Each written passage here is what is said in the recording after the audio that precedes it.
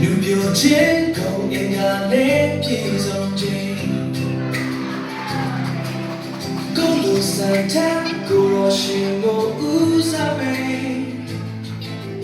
လောကရဲ့တည်ဆောင်မှုတွေကိုကြော်လွှာ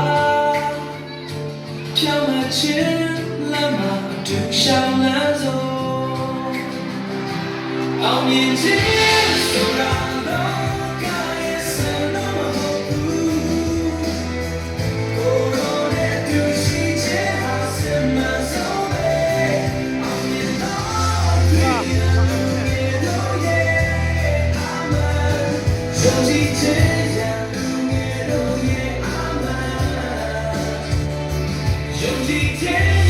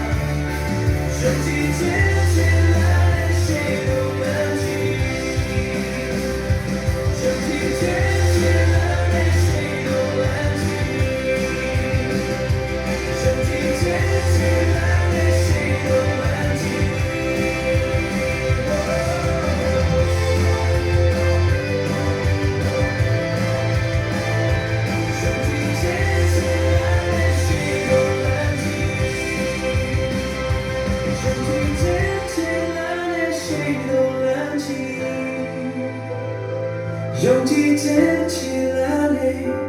အောင်မြင်သောလူငယ်များ